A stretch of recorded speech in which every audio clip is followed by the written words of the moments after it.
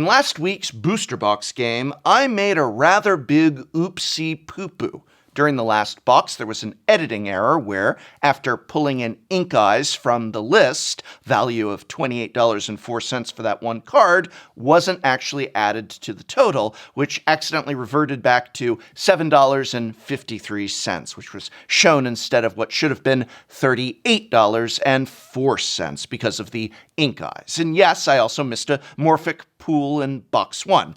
Sorry, that is what the kids today say. They call that my bad. My bad. My bad.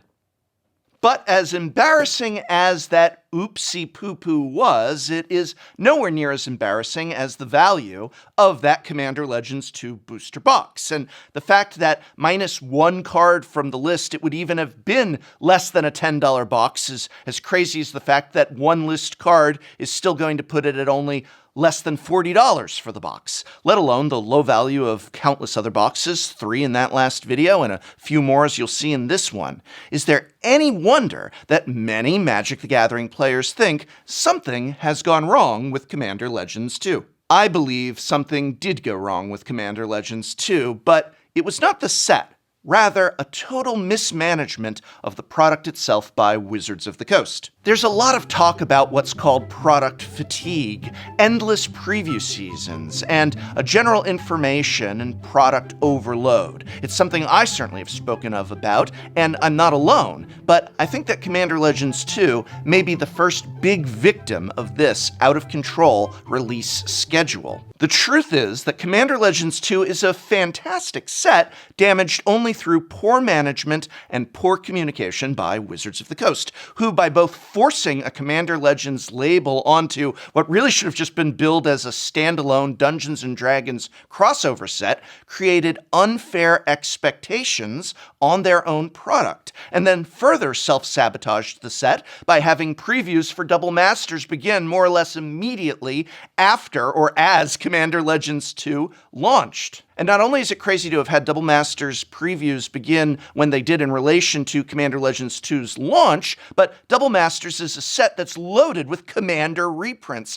of incredible quality and quantity, giving us day after day of what is essentially a dream Commander reprint set, all the while Commander Legends 2 is left to linger on the shelves with low value and dwindling player interest. Dwindling player interest that is the result of Wizards of the Coast's own releases and previews. The one benefit of all of this is that Commander Legends 2 set booster boxes are now going for as low as, and this is pretty wild, $80 each. Draft booster boxes are about $90 each. So if you do love this set's flavor and its draft environment, or just the cool Commander cards introduced in it, hey, there's worse deals out there. Or are there? Original boxes of Commander Legends 1 aren't going for that much more, at about $140 a box, which, while certainly not cheap, is a lot less expensive than you would think a set like Commander Legends 1 would be going for so long after its release. So let's talk about the larger implications of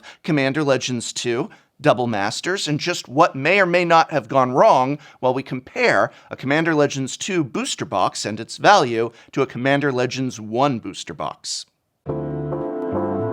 Two things up front, and I hope if you take nothing further from this video, you take these two ideas. Number one, it is my strong belief that nothing went wrong with Commander Legends 2 in terms of its design, that in fact it is actually a great set in isolation of things like its name. This should have never been called Commander Legends 2, and its insane, absolutely bonkers proximity to Double Masters 2022, which is a set that's a Commander player's dream come true. Quite possibly, Double Masters is one of the greatest Master sets ever made. Truly, please hear me, truly, Double Masters 2022 should have been the set that was called Commander Masters, in the same way that they've had Eternal Masters and Modern Masters names for Master sets in the past. Just label that as the big Commander player product of the summer and release Baldur's Gate far away from it.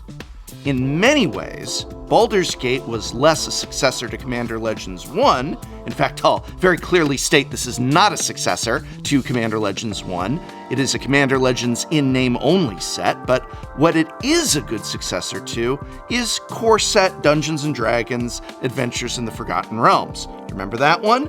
Now, I'm not saying that Baldur's Gate should have been a standard legal core set, but they nailed the flavor and feel and even design space that Adventures in the Forgotten Realms had first established. And so, if anything, Baldur's Gate is a sequel to that set, and at the very least, it should have just been called, wait for it, Battle for Baldur's Gate.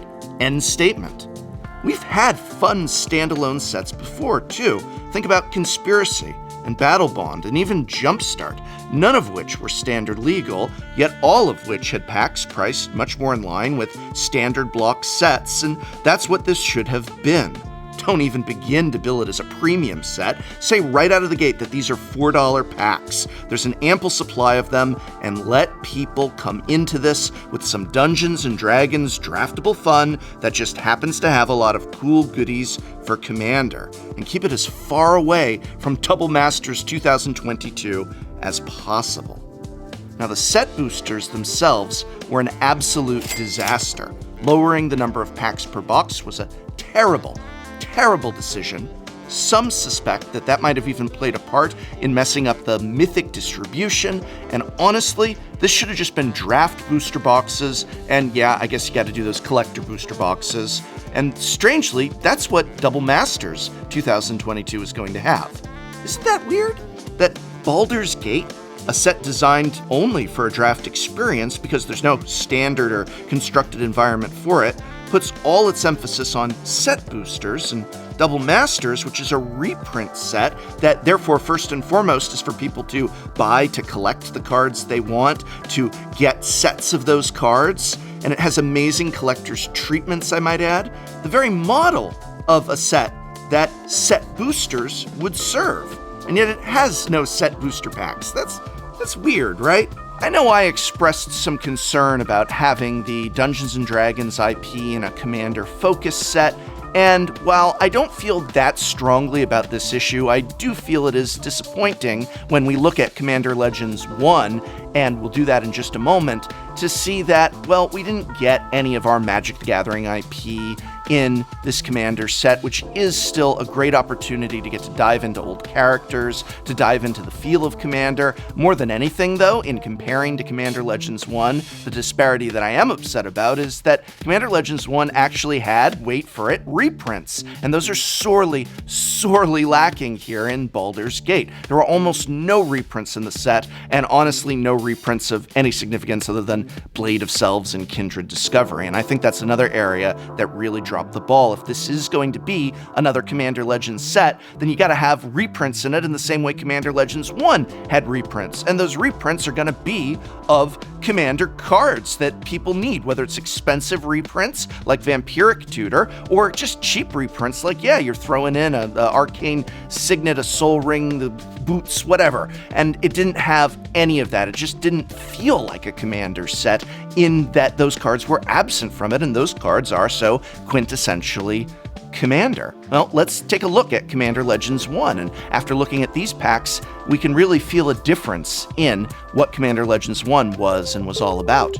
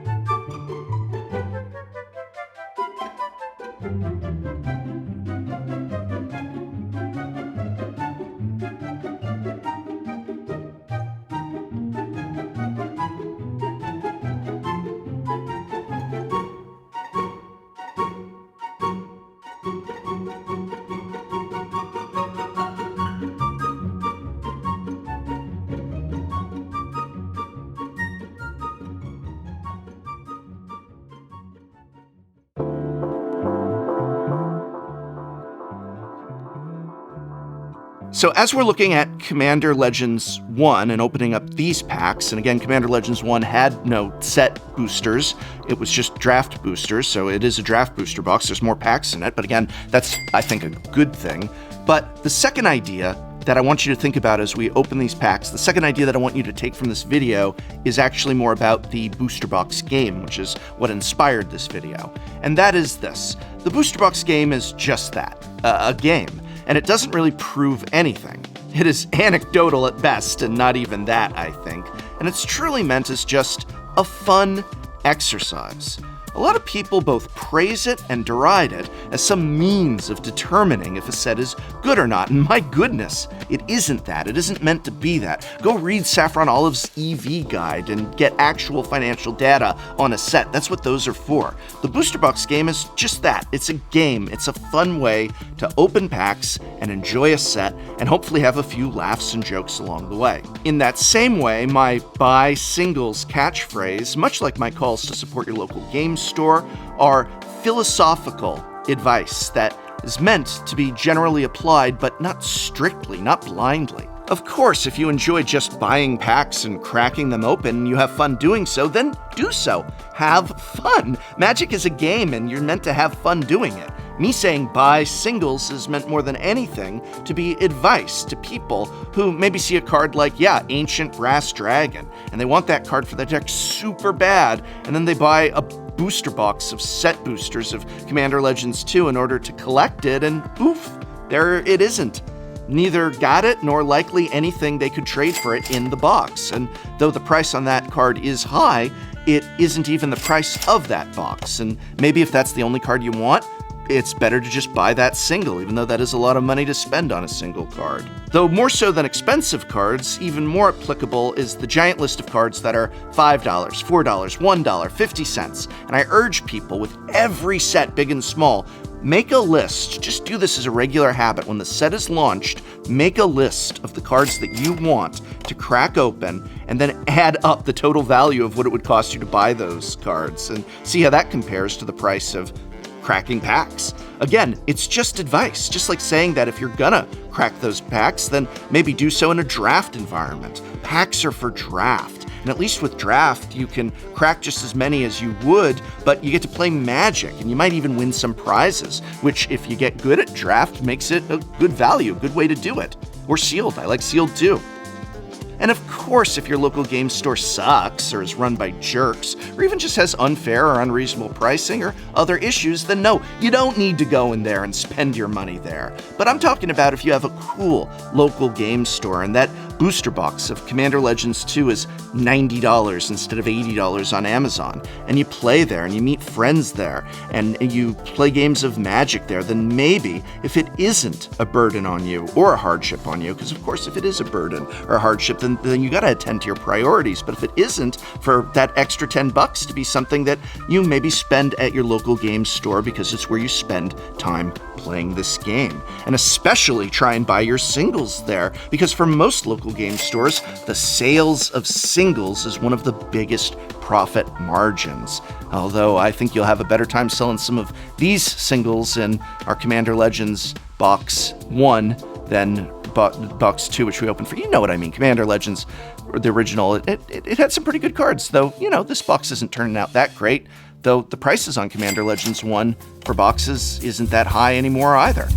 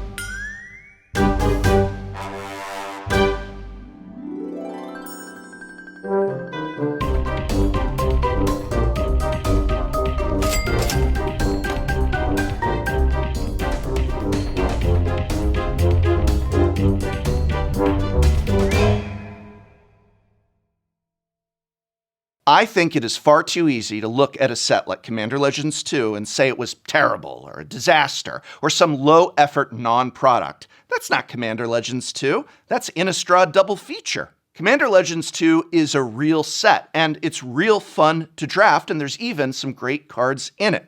It may not be worth it to buy a set booster box, though $80 sure does beat $110, but I hope people can recognize its many strengths even if they won't be picking up a box of it, and especially hope that people will see that the many faults and problems with the set stem more from product overload, bad marketing, and even worse, its relationship and proximity to Double Masters 2022. But that's just my opinion. Let me know what you think went wrong with Commander Legends 2, and also maybe what you think went right. Do these $80 boxes change your feelings at all about the overall worth of the set? Have you drafted it? Was it fun? Let me know in the comments below.